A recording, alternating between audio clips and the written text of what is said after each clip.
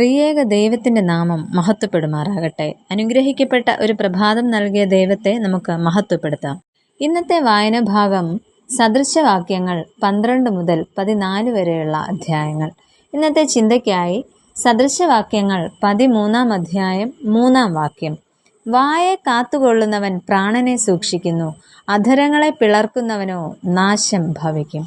പ്രിയരെ, ഇന്നത്തെ ലോകം അറിവിൽ വളരെയേറെ മുന്നേറിക്കൊണ്ടിരിക്കുന്നു. എന്നാൽ അറിവ് വർദ്ധിക്കുന്നതിനനുസരിച്ച് ജ്ഞാനവും നീതിയും വർദ്ധിക്കുന്നുണ്ടോ എന്നത് ഒരു വലിയ ചോദ്യമാണ്.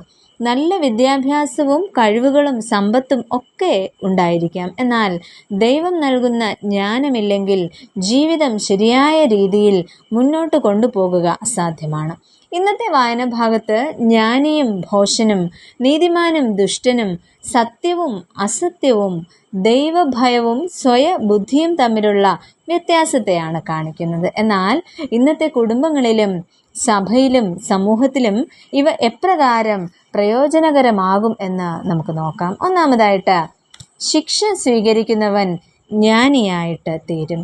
12 അധ്യായത്തിൻ്റെ 1 വാക്യത്തിൽ നമുക്കത് കാണുവാൻ കഴിയും. പ്രബോധനം ഇഷ്ടപ്പെടുന്നവൻ പരിജ്ഞാനം ഇഷ്ടപ്പെടുന്നു, ശാസന വെറുക്കുന്നവനോ മൃഗപ്രായൻ. ദൈവം നമ്മെ സ്നേഹിക്കുന്നത് കൊണ്ടാണ് ശിക്ഷിക്കുകയും തിരുത്തുകയും ചെയ്യുന്നത്. ശിക്ഷയുടെ ലക്ഷ്യം നമ്മെ തകർക്കുകയല്ല, മറിച്ച് നമ്മെ രൂപപ്പെടുത്തുകയാണ്.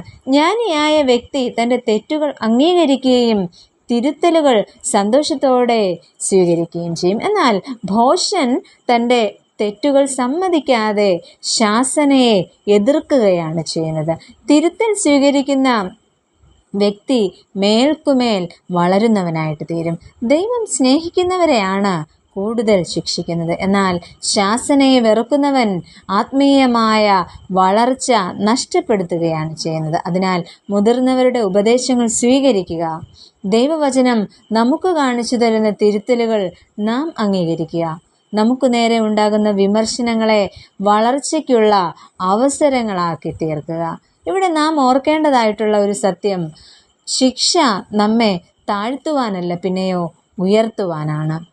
നമ്മുടെ ജീവിതത്തിൽ ഉണ്ടാകുന്ന തിരുത്തലുകൾ നമ്മെ തകർക്കുവാനല്ല, പിന്നെയോ ദൈവഹിതപ്രകാരം നമ്മെ രൂപപ്പെടുത്താനുള്ളവയാണ്. രണ്ടാമതായിട്ട്, നാവിനെ നിയന്ത്രിക്കുന്നവൻ ജ്ഞാനിയായിത്തീരും. നമ്മൾ കുറിവാക്യത്തിൽ കണ്ടതും അതാണ്. നാവിൻ്റെ ശക്തിയെക്കുറിച്ച് ഈ അധ്യായങ്ങളിലെല്ലാം പരാമർശിക്കുന്നുണ്ട്.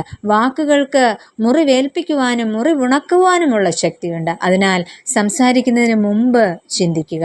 ഒരു വിശ്വാസിയുടെ നാവ് അനുഗ്രഹത്തിൻ്റെ ഉറവയായിരിക്കണം. നാവ് ദൈവം നൽകിയ വിലപ്പെട്ടതായ ദാനമാണ്. നാവ് ദൈവത്തെ സ്തുതിക്കുവാനും മറ്റുള്ളവരെ മുറിപ്പെടുത്താതിരിക്കുവാനും നമുക്ക് ഉപയോഗിക്കാം.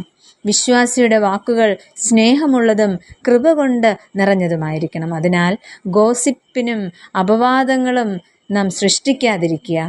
കുടുംബത്തിലും സഭയിലും സമൂഹത്തിലുമൊക്കെ പ്രോത്സാഹനത്തിൻ്റെ വാക്കുകൾ നമുക്ക് ഉപയോഗിക്കാം.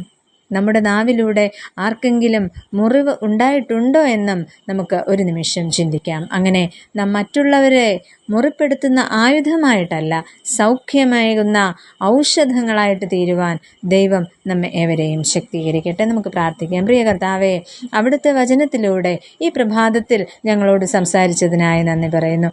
അവിടുത്തെ ശിക്ഷയും തിരുത്തലുകളും വിനയത്തോടെ സ്വീകരിക്കുവാൻ ഞങ്ങളെ അവിടുന്ന് ഒരുക്കണമേ. ഞങ്ങളുടെ നാവ് സത്യവും കൃപയും നിറഞ്ഞതായി തീരുവാൻ എപ്പോഴും ഞങ്ങളെ തുണയ്ക്കണമെന്ന് അപേക്ഷിക്കുന്നു. ഞങ്ങളുടെ പ്രാർത്ഥനകൾ കേൾക്കണമേ.